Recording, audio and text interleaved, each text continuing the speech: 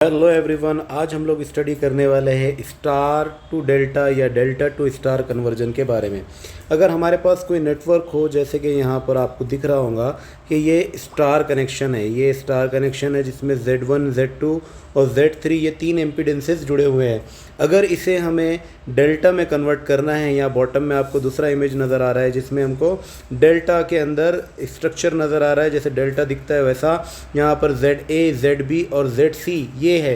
तो ये अगर मुझे Z1, Z2 और Z3 के स्ट्रक्चर को ZA, ZB, ZC के स्ट्रक्चर में कन्वर्ट करना हो, तो ये कन्वर्ट करने के लिए एक पर्टिकुलर फार्मूला यूज़ किया जाता है। वो फार्मूला मैं अभी लिखने चले जा रहा हूँ। जैसे कि अगर मुझे यहाँ पर Z1 और Z2 के बीच में Z1 और Z2 को रिप्लेस करके ZA लगाना हो, और इसी तरीके से Z1 और Z3 ये दोनों टर्मिनल्स के बीच में अगर मुझे ZB लगाना हो, और यहीं पर साथ में अगर Z3 और Z2 के दोनों टर्मिनल के बीच में अगर मुझे यहाँ पर ZC लगाना हो, तो इन सबको मतलब Z1, Z2 और Z3 इनको रिप्लेस करके ZA, ZB और ZC की वैल्यू क्या हो जाएंगी, तो इसकी रिप्लेसमेंट वैल्यू बनेंगी ZA is equal to Z1 Z2 plus Z2 Z3 plus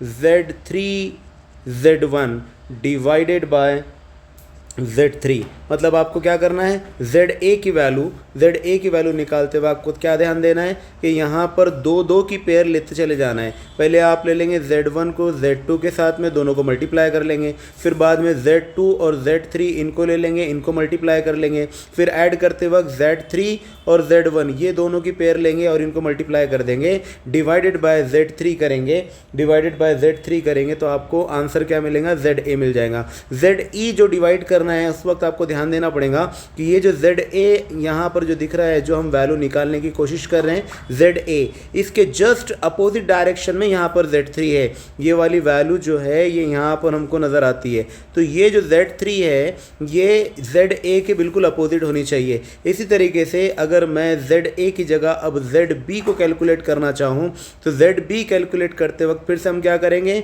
Z1 Z2 को मल्टीप्लाई करेंगे प्लस Z2 Z3 को मल्टीप्लाई करेंगे प्लस Z3 Z1 को मल्टीप्लाई करेंगे और डिवाइड कर देंगे इसको।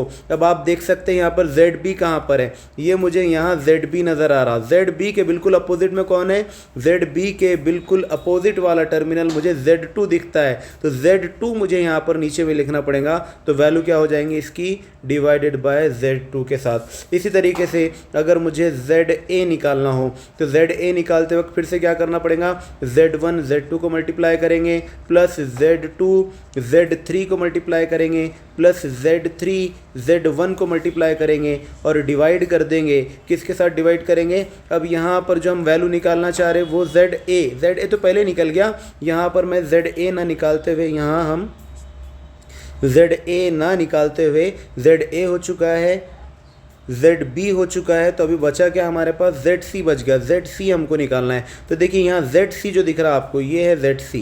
ये ZC जो है इसके जस्ट अपोजिट में कोई टर्मिनल हमको दिखता है, तो वो है Z1। तो हम क्या करेंगे, इसके डिवीजन में क्या लिख देंगे, Z1 लिख देंगे। इस तरीके से इसका फॉर्मूला बनेगा। इसी तरह अगर मुझे किसी डेल्टा कनेक्शन को स्टार कनेक्शन में कन्वर्ट करना हो, मतलब ऑलरेडी मुझे डेल्टा कनेक्शन गिवन हो और उसे स्टार कनेक्शन में अगर मुझे कन्वर्ट करना हो, तो स्टार कनेक्शन में कन्वर्ट करते वक्त मुझे क्या करना है, यहाँ पर पहले एक स्टार कनेक्शन हम बना देंगे ताकि समझने में आसानी हो जाए। ये जो ब्लू कलर का स्ट्रक्चर है ये हमें बनाना है, और ऑलरेडी ये ब्लैक वाला स्ट्रक्चर यहाँ अवेलेबल है। तो यहाँ पर इसकी वैल्यू होंगी Z1, इसकी वैल्यू होंगी Z2, इसकी वैल्यू होंगी Z3। अब हमको क्या करना है, ZA, ZB और ZC को रिप्लेस करके Z1 Z2 Z3 के फॉर्म में आंसर निकालना है। तो सबसे पहले मुझे चाहिए अगर Z1, तो मैं क्या करूँगा, मुझे यहाँ पे चेक करना पड़ेगा कि Z1 के दोनों साइड्स में कौन लगा हुआ है। यहाँ पर ये जो Z1 दिख रहा, Z1 के एक साइड में ZA है और Z1 के दूसरे साइड में ZB है। तो मैं क्या करूँगा, जब Z1 की वैल्यू मुझे निकालना है तो मल्टीप्लाई करते वक्त मुझे क्या करना होगा, मल्टीप्लाई करते वक्त मुझे लेना पड़ेगा सबसे पहले ZA मल्टीप्लाई विथ ZB। फिर इसको डिवाइड किससे करेंगे, सारे जितने भी रेजिस्टेंसेज है या इम्पीडेंसेज है सारे नीचे हम समेशन में उसको लिख देंगे। तो क्या बचेगा यहाँ पर ZA plus ZB plus ZC। इसी तरीके से अगर मुझे निकालना है Z2 की वैल्यू, यहाँ में मैं लिख देता हूँ Z2। अब आप देखोगे कि Z2 के बाजू में दोनों साइड्स में कौन लगा हुआ है, तो Z2 के दोनों साइड्स में यहाँ पर एक तो ZC नज़र आता है और दूसरा ZA नज़र आता है। तो ZC और ZA ये दोनों साइड्स में रहेंगे, इसलिए इनकी वैल्यूज़ जब इसका फॉर्मूला हमको डिराइव करना है, जब इसकी फॉर्मूला लिखना जाएगा तब क्या लिखा जाएगा, सबसे पहले ZA को मल्टीप्लाई करेंगे ZC के साथ और डिवाइड किससे कर देंगे, जो तीनों के तीनों रेजिस्टेंसेज है उनका समेशन लिख देंगे। तो यहाँ पर क्या हो जाएगा ZA plus ZB plus ZC। इसमें कोई भी दिक्कत वाली बात नहीं है। तीसरा हमें अगर Z3 निकालना है, Z3 ये तीसरे नंबर का इम्पीडेंस है, तो फिर से हम क्या करेंगे, चेक करेंगे कि Z3 के बाजू में उसके दोनों साइड में कौन है। तो Z3 के बाजू में दोनों साइड में यहाँ पर ZC दिख रहा है और ZB दिख रहा है। तो Z3 के आजू बाजू में ZC और ZB है, तो क्या करेंगे ZB, सबसे पहले हम वैल्यू ले लेंगे किसकी, ZB की, उसको मल्टीप्लाई कर देंगे किससे, ZC से, और डिवीजन में किसकी वैल्यू लिख देंगे ZA plus ZB plus ZC। इस तरीके से हम जो है ये वाला फॉर्मूला बना सकते हैं। आई होप आपको ये फॉर्मूला समझ में आया होगा। इसके बाद हम इसके न्यूमेरिकल्स चेक करेंगे। तो जैसा कि आप देख सकते हो फर्स्ट न्यूमेरिकल में हमको क्या मिला कि यहाँ पर कन्वर्ट करना है डेल्टा को किसके अंदर, इक्विवेलेंट स्टार के अंदर। तो डेल्टा को जब स्टार में कन्वर्ट करते हैं तो वंस अगेन क्या करेंगे, यहाँ पर हम एक स्टार बना लेंगे इनसाइड। ये ब्लू कलर से मैं स्टार बनाने जा रहा हूँ। ये स्टार कनेक्शन जब बनाएंगे आप, तो लेट अस कंसीडर ये ऊपर वाला जो टर्मिनल है इसकी वैल्यू है Z1, जो साइड वाला टर्मिनल है इसकी वैल्यू है Z2 और जो राइट साइड का है उसकी वैल्यू है Z3। हमको क्या करना है, फिर से Z1, Z2 और Z3 की वैल्यू फाइंड आउट करना है। तो Z1 की वैल्यू किसके बराबर हो जाएंगी, Z1 इज इक्वल टू, फिर से क्या करेंगे हम, ये दो चीज़ों को, ये दो वैल्यूज़ को जो Z1 के दोनों साइड में है, जो Z1 के दोनों साइड में है, ये वैल्यू को आपस में सबसे पहले मल्टीप्लाई करेंगे। तो यहाँ पर क्या मिलेगा मुझे, यहाँ पर मुझे मिल जाएगा 15 इंटू 20 और डिवाइडेड बाय, अब सारे जितने भी इम्पीडेंसेज है जितने भी रेजिस्टेंसेज है सबको ऐड कर लेना है। तो यहाँ क्या हो जाएगा 15 प्लस 20 प्लस 15, इसका टोटल वैल्यू कितना हो जाएगा 15 इंटू 20। 15 इंटू 20 होता है 300 डिवाइडेड बाय कितना हो जाएगा ये 50, 300 बाय 50, इसकी वैल्यू मिल जाएंगी 6 ओम्स। इसी तरह हमको क्या निकालना है, Z2 निकालना है। Z2 की वैल्यू क्या हो जाएंगी, अब Z2 आप देख सकते हैं उसके दोनों साइड में कौन है, एक तो ये 15 ओम्स है और दूसरा ये भी 15 ओम्स है। तो दोनों 15 ओम्स को सबसे पहले क्या करेंगे, मल्टीप्लाई करेंगे। तो यहाँ पर वैल्यू क्या हो जाएंगे 15 into 15 divided by 15 plus 20 plus 15। यहाँ पर वंस अगेन हमारे पास डिवीजन में आ जाएगा 50 और ऊपर कितना हो जाएगा 225। इसकी टोटल वैल्यू हमारे पास कितनी आएंगी 15 इंटू 15 अपॉन 225 की टोटल वैल्यू हो जाती है 4.5 ओम्स के बराबर। इसको आप कैलसी में कैलकुलेट कर सकते हो। इसी तरीके से मुझे निकालना है Z3 की वैल्यू निकालते वक्त फिर से मुझे क्या करना है, डिवीजन में 15 प्लस 20 प्लस 15 लिख लेना है और ऊपर Z3 अब आप चेक कर सकते हो। Z3 में मेरे पास कौन कौन सी वैल्यूज़ है, एक तो 20 ओम्स है, दूसरा 15 ओम्स है। ये 20 ओम्स और 15 ओम्स को आपस में मल्टीप्लाई कर लेंगे, ये हो जाएगा 20 into 15 that is equal to 300 upon 50। Once again मुझे क्या मिलेगा 6 ओम मिलेगा। तो इस तरीके से हमारे पास स्टार कनेक्शन यहाँ पर बन गया। ये स्टार कनेक्शन मैं ऑरेंज कलर से आपको बना के बताता हूँ। ये स्टार कनेक्शन की जो वैल्यू रहेंगी वो क्या रहेंगी, अब यहाँ रहेगा Z1 is equal to 6 ohm, Z2 is equal to 4.5 ohms और Z3 इज इक्वल टू 6 ओम। ये है Z3 की वैल्यू। आई होप ये न्यूमेरिकल भी आपको समझ में आ गया होगा।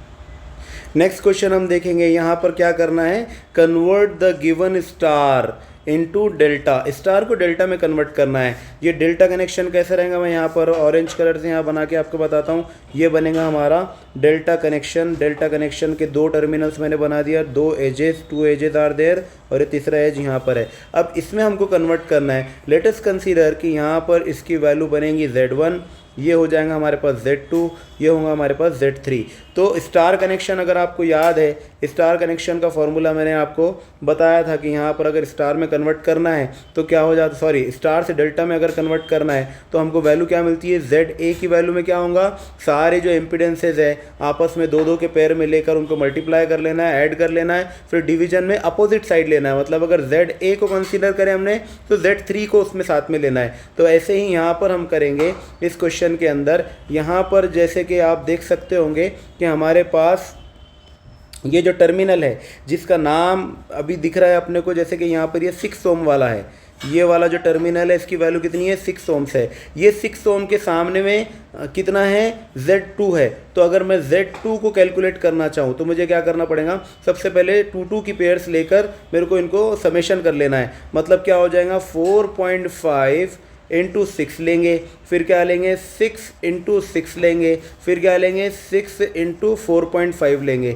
ये हो जाएगा न्यूमरेटर की वैल्यू। उसके बाद डिनोमिनेटर में क्या आएगा, तो डिनोमिनेटर में अपोजिट साइड आएगा, मतलब 6 आएगा, तो यहाँ पर आ जाएगा 6। तो ये पूरी की पूरी वैल्यू किसके बराबर हो जाएंगी। अभी यहाँ पर अगर मैं Z2 कैलकुलेट करूँगा तो Z2 की वैल्यू मेरे पास आएंगी 15 ओम्स। आप कैलकुलेट करके देख सकते हैं। इसके बाद मैं नेक्स्ट लेना चाहता हूँ, Z2 की वैल्यू हो गई मेरे पास। अब मैं लेना चाहता हूँ Z1 की वैल्यू। तो Z1 की वैल्यू में फिर से क्या करेंगे, ऊपर की वैल्यू सेम रहेंगी, 4.5 into 6 plus 6 into 6 plus 6 into 4.5 divided by, अब यहाँ पर जो Z1 है, Z1 के अपोजिट साइड में कितना दिख रहा है, फिर से 6 दिख रहा है। तो वंस अगेन इसकी वैल्यू कितनी हो जाएंगी, 15 के बराबर हो जाएंगी। तो ये भी क्या हो जाएगा, Z1 हो जाएगा।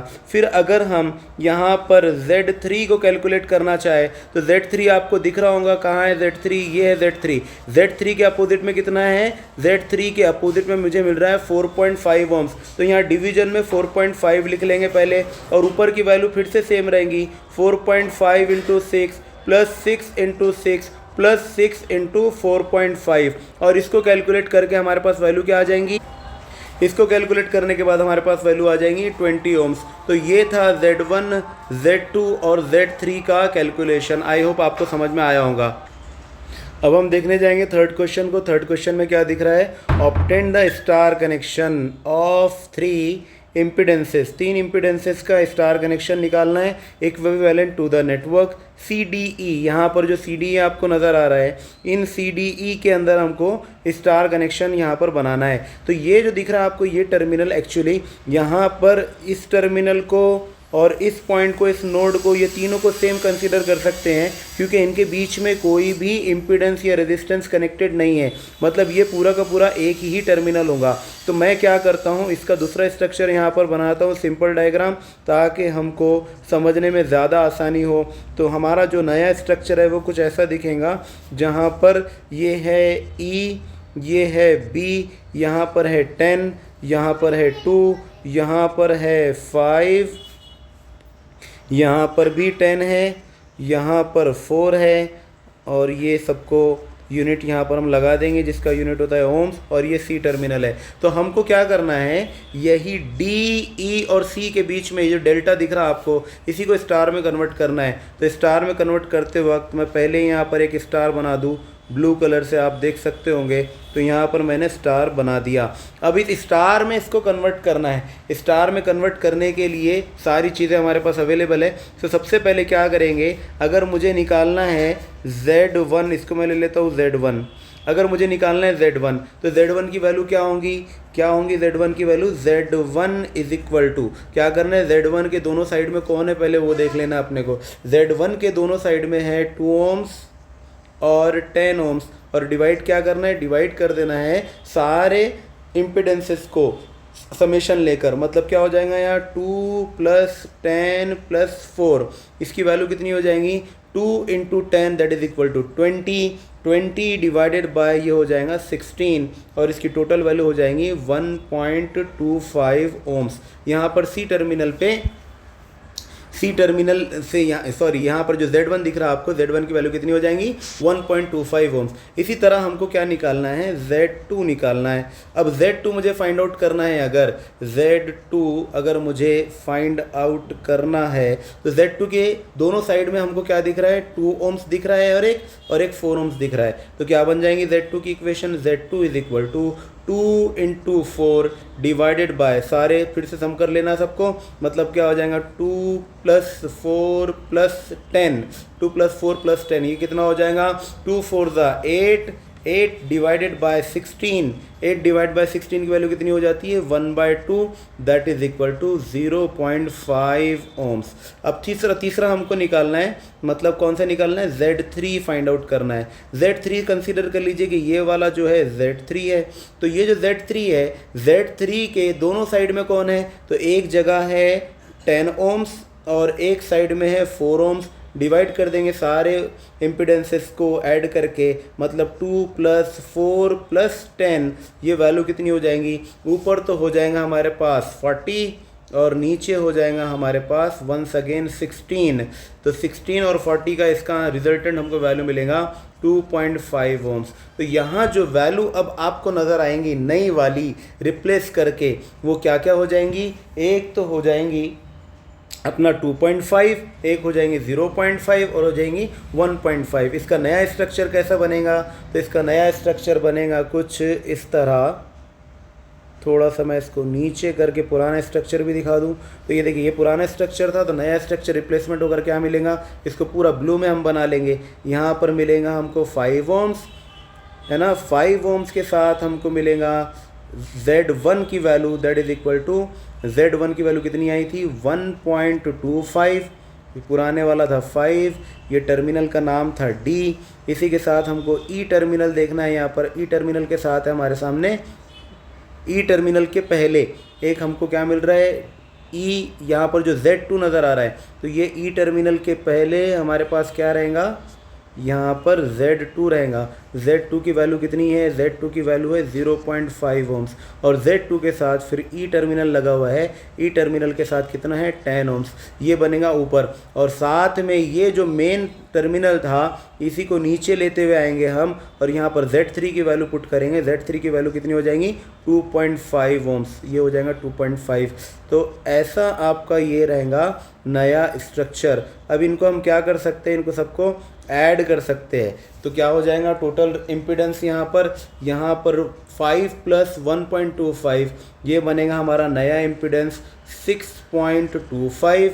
इसी तरीके से ये वैल्यू आ जाएंगी नीचे की तरफ 2.5, ये होगा हमारा दूसरा टर्मिनल, और यहाँ से निकलेगा तीसरा टर्मिनल, इसकी वैल्यू कितनी हो जाएंगी 10 plus 0.5, that is equal to 10.5 ohms. सबका यूनिट रहेगा ओम्स। आई होप आपको ये क्वेश्चन भी समझ में आया होगा। अगर आपको ये क्वेश्चन समझ में आया है, जो भी वीडियो में आपको एक्सप्लेन किया वो भी अगर आपको समझ में आया है, तो प्लीज़ लाइक कीजिए, चैनल को सब्सक्राइब कीजिए और अपने दूसरे साथियों को इसे शेयर भी कीजिए, ताकि सबका फ़ायदा हो जाए। Thank you so much.